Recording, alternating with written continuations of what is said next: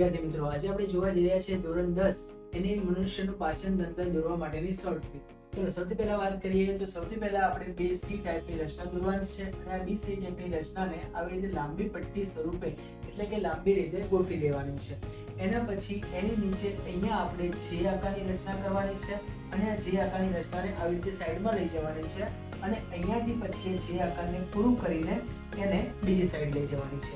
જે બંને સાઈડ લઈ ગયા હતા એમાંથી આવી રીતે આપણે એને ચોરસ જેવી રચના, લંબી ચોરસ જેવી રચના કરવાની અને એની પછી એને ડબલ લેયર એટલે કે બે લેયરમાં ગોઠવીને અહીંયા આવી રીતે નીચે ગોળાકાર રચના કરી દેવાની છે.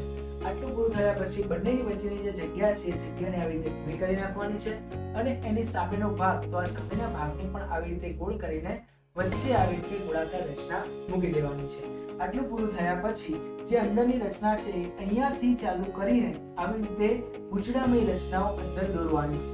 ધ્યાન એટલું રાખવાનું છે કે આ જે ભાગ છે એની નીચેથી એનું સ્ટાર્ટિંગ કરવાનું છે અને જે આપણે એન્ડ કરીએ છીએ એન્ડનો ભાગ આપણે અહીંયા આવી રીતે લંબાવવાનો છે.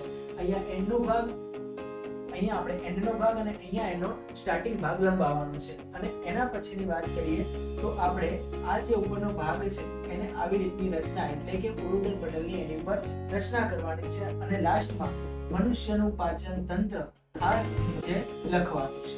હવે એના નામ નિર્દેશનની નામ નિર્દેશનની અંદર જોવા જઈએ તો સૌપ્રથમ જે ઉપરનો સી આકારનો ભાગ હતો એને આપણે મુખ તરીકે ઓળખીશું અને એની અંદરનો ભાગ કે જેને આપણે મુખ ગુહા તરીકે ઓળખીએ છીએ.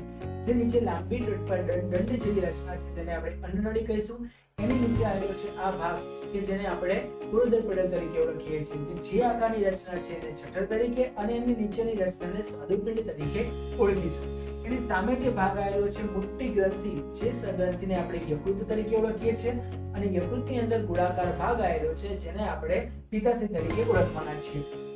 ઉપર જે મોટા ચોરસ જેવી રચના છે આ મોટા ચોરસ જેવી રચનાને આપણે મોટું આંતરડું કહીશું અને એની અંદર જે નાનું ગુંચળામય આવેલું છે એને આપણે નાનું આંતરડું કહેવાના છીએ. જમણી બાજુ જે મોટો ભાગ આવેલો છે એને આપણે અહીંયા સંગ્રહસ્થાન મળાશય અને અંતમાં એને મળદ્વાર તરીકે ઓળખીશું. ચલો આવી જ શોર્ટ ટ્રીક અને ઇઝી ટ્રીક ભણવા માટે આજે જ PSL વિદ્યાપીઠમાં અમારી સાથે જોડાઓ.